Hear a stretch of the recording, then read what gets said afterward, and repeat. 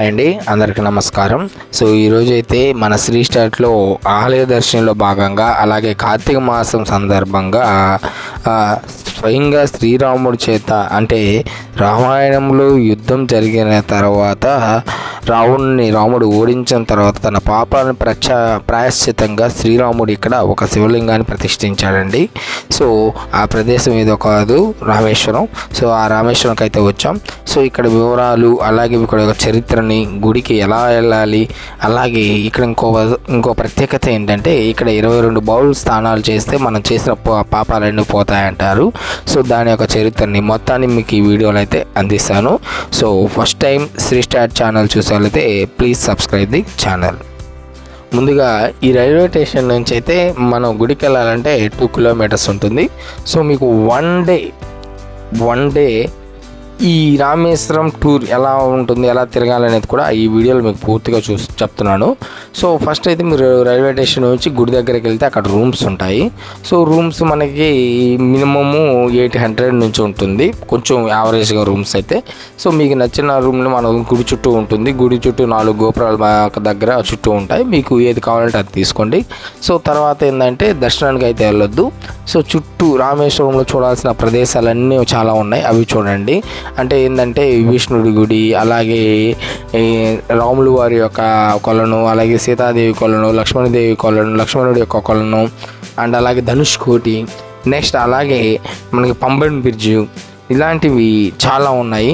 ఓవరాల్గా మాకు చెప్పింది ఏంటంటే ఇక్కడ అంటే ఈ రామేశ్వరం చుట్టూ కొన్ని వందల తీర్థాలు అయితే ఉన్నాయి అని చెప్పారు.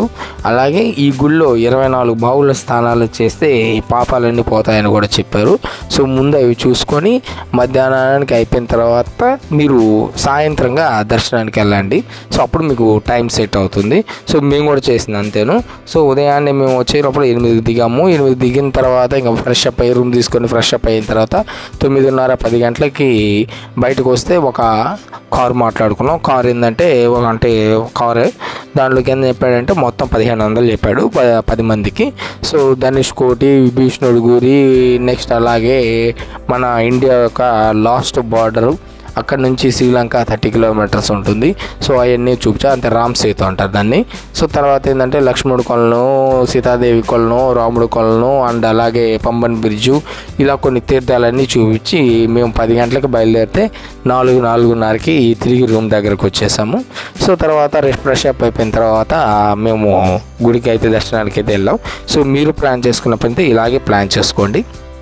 అలాగే రామేశ్వరం సంబంధించిన అన్ని వీడియోలు మన యూట్యూబ్ ఛానల్ ఉన్నాయి, మీకు డిస్క్రిప్షన్లో ఇస్తాను. సో ఫస్ట్ అయితే మనం దర్శనానికి వెళ్ళేటప్పుడు ముందు మీరు ఏం చేస్తారంటే రామేశ్వరంలో అగ్ని తీర్థంకి అయితే రండి. సో ఈ అగ్ని తీర్థంకి చాలా చరిత్ర కూడా ఉందన్నమాట. సో పురాణాల ప్రకారం ఏంటంటే రావణుడిని చంపిన తర్వాత రాముడు తన పాపాన్ని ప్రాయశ్చిత్తం చేసుకోవడానికి ఈ తీర్థంలో స్నానం చేస్తారని నమ్ముతారు. సో అందుకని ఈ అగ్ని తీర్థంలో మనం స్నానం చేస్తే ఇప్పుడు పాపాలు పోతాయని చెప్పి అందరి నమ్మకం. విచిత్రం ఏంటంటే ఈ అగ్ని తీర్థంలో అలలు అనేవి ఉండవు.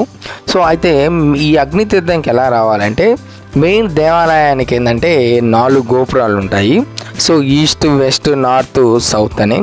సో ఇక్కడ మనకు అంటే ఈస్ట్ అంటే తూర్పు గోపురంలో ఎదురుగా ఉండేదే అగ్ని తీర్థం ఉంటుంది. అయితే మన దర్శనానికి ఏంటంటే సౌత్ వెళ్ళాలి. అలాగే 22 బావుల స్థానాలకైతే మనం నార్త్ వెళ్ళాలి.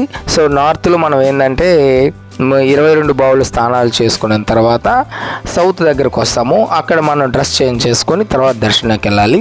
సో ఇక్కడ దర్శనానికి వెళ్ళేటప్పుడు మీరు ఏంటంటే ఒక జత బట్టలు కూడా తీసుకెళ్ళండి, ఎందుకంటే తడి బట్టలతో గుళ్ళోకి రానిరు. అండ్ అలాగే మొబైల్ కూడా రూమ్లో పెట్టండి లేదా లాకర్లో పెట్టండి, లోపలికి అలవ్ అయితే లేదు మొబైల్. ఈ ఆలయానికి మరొక గొప్పతనం కూడా ఉంది. సో ఏంటంటే ఈ ఆలయము జ్యోతిర్లింగాలలో అంటే 12 జ్యోతిర్లింగాలలో ఇది ఒకటనమాట. సో అలాగే ఈ ఆలయం భారతదేశంలోనే అతి పొడవైన కారిడార్ను కలిగి ఉంటుంది.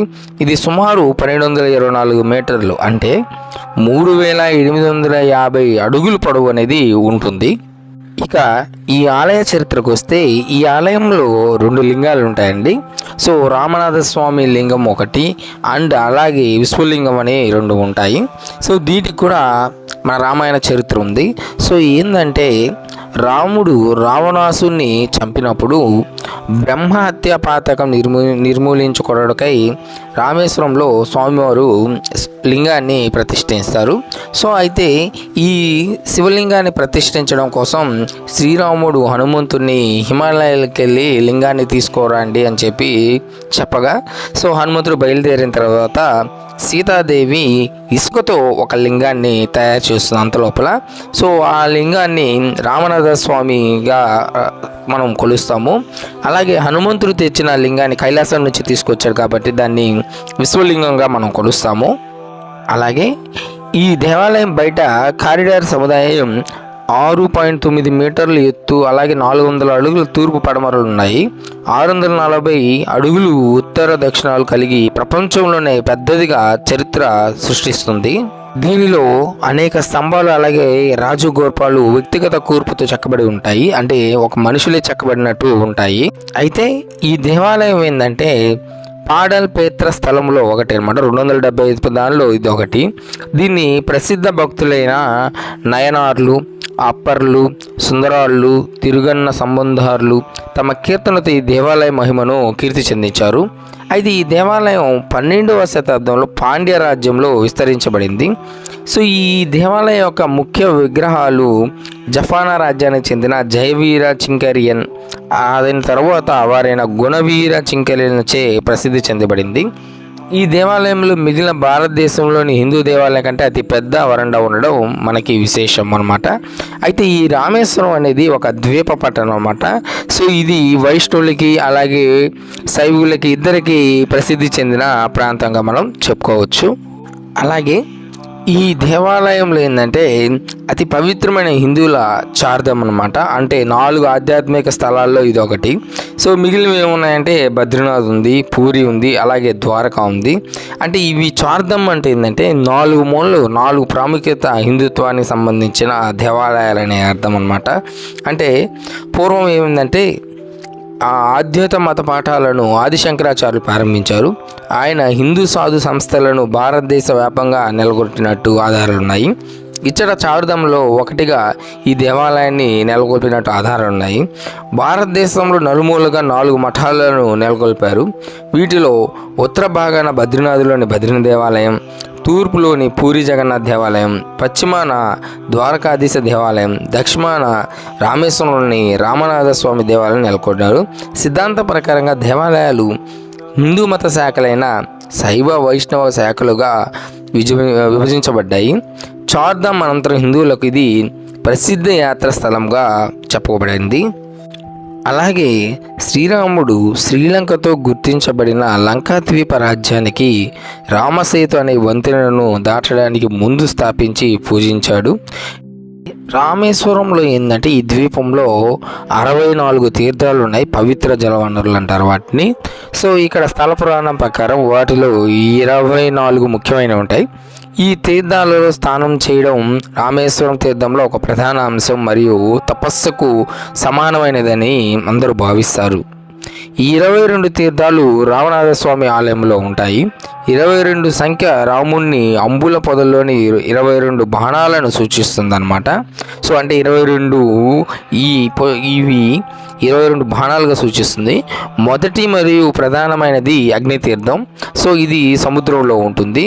అలాగే ఈ రామేశ్వరం అనే స్థలం మూర్తి తీర్థం అనే ప్రత్యేకతను కలిగి ఉన్న కొన్ని ఆలయాల్లో ఇదొకటి. సో అందుకని రామనాథ స్వామి ఆలయ తీర్థం చాలా ప్రత్యక్షమైనది. చెరువు మాదిరిగా ఇక్కడ భావి రూపంలో 22 తీర్థాలు ఉంటాయి. ఈ 22 తీర్థాలు శ్రీరాముని యొక్క బాణాలను సూచిస్తాయండి. సో అందుకనే మీరు రామేశ్వరంకి వెళ్ళినప్పుడు 22 బావిల్లో అయితే స్నానాలు చేయండి. సో ఇక్కడ ఏంటంటే 25 రూపాయల టికెట్ ఉంటుంది ఆ బావి స్నానాలకి. సో అయితే మీరు ఏంటంటే మీరు తెచ్చిన వస్తువులన్నీ, అంటే ఇప్పుడు ఫర్ ఎగ్జాంపుల్ మీరు బట్టలు తెస్తే దాన్ని కవర్లో చుట్టుకొని వెళ్ళండి, తడిచిపోతాయి అన్నమాట. సో ప్రతి బావిలో నీళ్ళు పోస్తారు. సో దళారులు నమ్మొద్దు. దళారులు ఏంటంటే మనిషికి 200 300 అని చెప్పి తీసుకుంటారు. సో టికెట్ అయితే 25 రూపాయలు అనమాట. సో అది మనకి నార్త్ గోపురంలో అయితే ఎంట్రన్స్ ఉంటుంది. అండ్ అలాగే అక్కడే టికెట్ తీసుకొని మనం ఎంటర్ అవ్వచ్చు. సౌత్ గోపురం నుంచి ఏంటంటే దర్శనానికి అయితే వెళ్ళొచ్చు అనమాట. సో ఇక్కడ ఏంటంటే స్వామివారి అన్నిని మనం చేసిన తర్వాత రోజు ఏంటంటే మనం మదురైకి వెళ్ళొచ్చు. మదురై నుంచి ఇక్కడ నుంచి మదురై అనేది ఒక 4 hours ఉంటుంది. సో మార్నింగ్ 5కి అలాగే మార్నింగ్ 9కి ప్యాసింజర్స్ కూడా ఉన్నాయి. సో మనకి ఏది కంఫర్టబుల్ అయితే ఆ ప్యాసింజర్ తీసుకొని మదురైకి వెళ్ళొచ్చు. అలాగే ఈ రామేశ్వరం, మదురై అండ్ అలాగే కన్యాకుమారి ఇవి ఎలా ఉంటాయంటే ట్రయాంగిల్ షేప్లో ఉంటాయన్నమాట. సో ఒకటి మదురై నుంచి రామేశ్వరం అలాగే కన్యాకుమారి ఇవన్నీ 3 ట్రయాంగిల్ షేప్లో ఉంటాయి. సో అలాగే ఈ రామేశ్వరం అనేది మన దేశానికి చివరి ప్రాంతం అన్నమాట. సో ఇదండి రామేశ్వరం యొక్క రామనాథ స్వామి యొక్క చరిత్ర. సో మరొక వీడియోలో మేము ముందుకు వస్తాను. అలాగే ఈ రామేశ్వరం యొక్క చరిత్రను అండ్ అలాగే దీనికి సంబంధించిన రామేశ్వరం ఏ ప్రదేశాలు చూడాలనేది మన యూట్యూబ్ ఛానల్లో ఉన్నాయి, అలాగే డిస్క్రిప్షన్లో ఇస్తాను. So thank you very much.